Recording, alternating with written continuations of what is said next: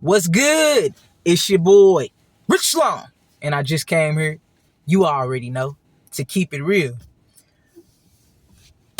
I've been having an unction that I need to come on here. And I'm going to just let the Holy Spirit lead me.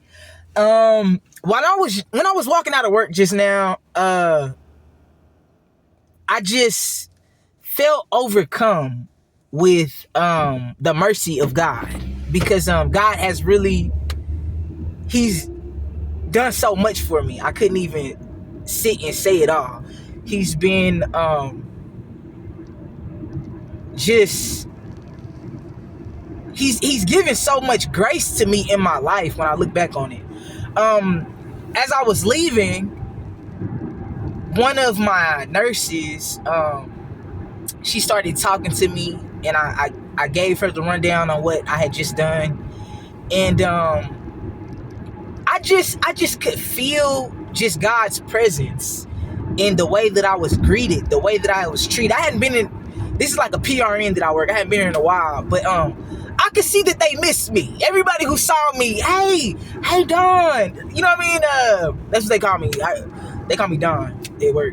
But cause y'all don't even know me. One day you might. But anyways, so I just began to recall how I had a spirit of rejection over my life the last season, and how I had come out of that thing, but I hadn't realized it. For over a year, God has just been pouring out blessings and favor over my life. Just increase, elevation, glory, honor. You know what I'm saying? And favor isn't fair, because I wasn't worthy of it. That was his grace. I might not have always been in alignment with it, but because of his promise, he made sure I got to my destination. I might not have always been able, and he made a way. Everything I do has been off of the Spirit and by the glory of God over these last couple of years. And I'm just hearing in my spirit, finish the race. You know, I told y'all I've been hearing, well done. And I'm also hearing that we serve a big God. You know, a lot of people have been putting big instead of saying little, like how these rappers used to do when I was young. Everyone's saying big. And we serve a big God. And there's nothing impossible for God. He's gonna do above and beyond your expectations every time. And that's when we start dealing back with the favor of God. Because again, I said, we're really not worthy, because we're all hellbound had it not been for God's grace and his redemptive power. You know, I've been hellbound. Even now, I'm not worthy of everything that God has done for me or given to me, or the people that he's placed in my life. I wasn't always worthy for the help that he had supplied for me. Every time, just supplying my demand, coming through for me. I was not worthy. I didn't know it at the time, but God was using everything. Some things were lessons. Some things were, sometimes I had to go through the fire, and I came out of that thing. Sometimes I had to be persecuted, and I came out of that thing. Sometimes I had to be left behind. And as I look over my life now, I see that there had to be a falling away that took place. Sometimes I didn't know how I would carry on, and God took me in his arms and carried me himself. I come from humble beginnings, but in the midst of all of that, there were people who had promises over their life. And a lot of these people, they might not have seen everything come into fruition. My grandfather, I know there was things he didn't get to see in his lifetime. My grandmother, I know there was things she didn't get to see in her lifetime. And I'm seeing now that God has manifested those promises in my life so that they would not come back void. So he still is answering the prayers of people who are dead. Can you believe that? How big God is, how good God is. His word just doesn't come back void. You know what I'm saying? And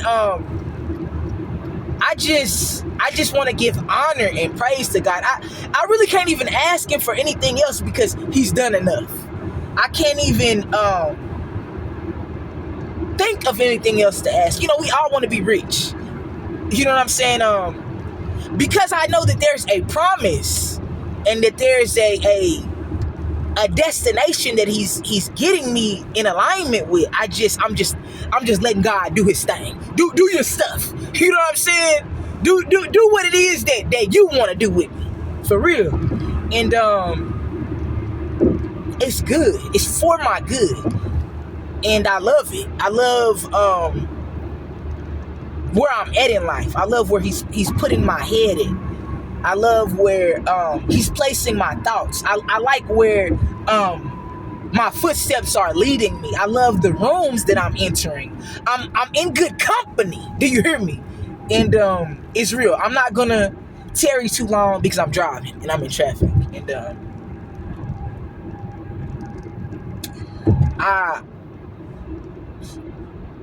there's not much more for me to touch on with this subject other than well, I could go on all day, but something's telling me to wrap it up.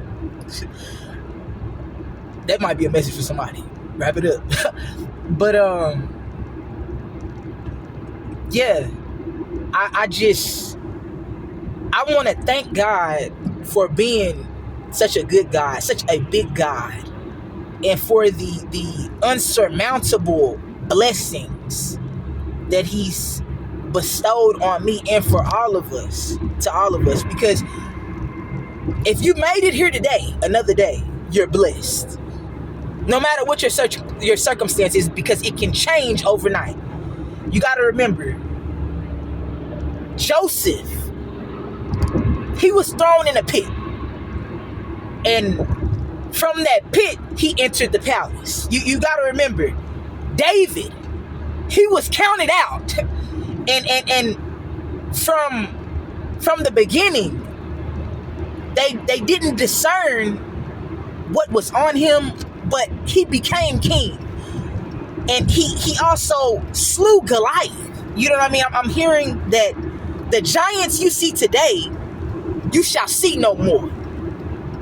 You got to remember, family, Ruth, she had enough faith that God supplied her demand through Boaz. So as we mentioned last time, connection is important in this season.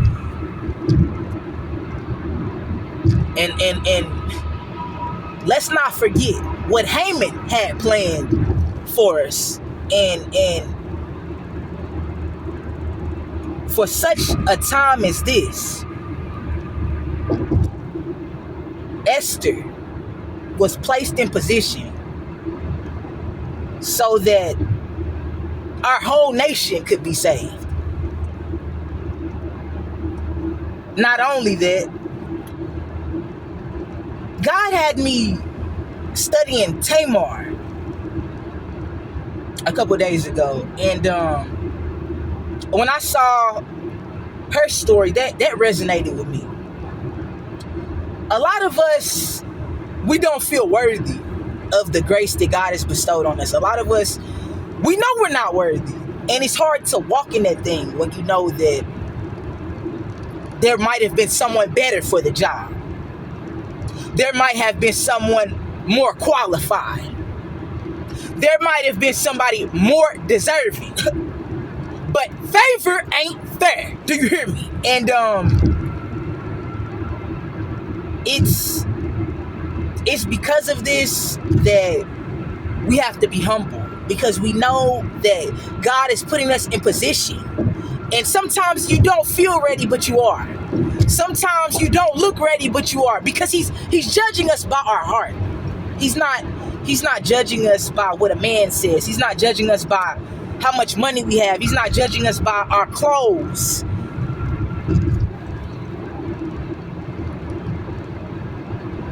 and it's real. And I just want to use myself as an example. I never should have made it this far. It was so many times where I should have died. The enemy has been trying to take my life from me since I was a kid. I remember one time my parents had told me, go outside and play. The minute I stepped outside, I'm playing with a little puzzle. One of them puzzles that you move with your finger. And it's like, I really, it's hard for me to, it's little plastic pieces that you move up and down with your finger. Somehow I done put it in my mouth and one of them choking me. I'm choking to death. And don't nobody know. I'm beating on the door. Nobody answers the door. And just as I thought it was over with, it slid down my throat. This is not the only time that something like that happened. It's that might seem small, but I'm not playing with you. It's been about 6 or 7 times that God has spared my life. And every time was intimate because you begin to just go over your life. Even as a kid, you're like, oh, here it is. You know what I'm saying? It's the big one, but he always just would pass over me and spare me because he has use for me. He has use for you. There's room for you. He's making room for you. He's doing something with your life. There's somebody waiting on you to open a door for them. And don't discount yourself. Don't discount yourself. Don't despise small beginnings. Don't grow weary in well-doing. And above all else, keep it real. I love y'all. I'll be back as soon as God calls me. Peace.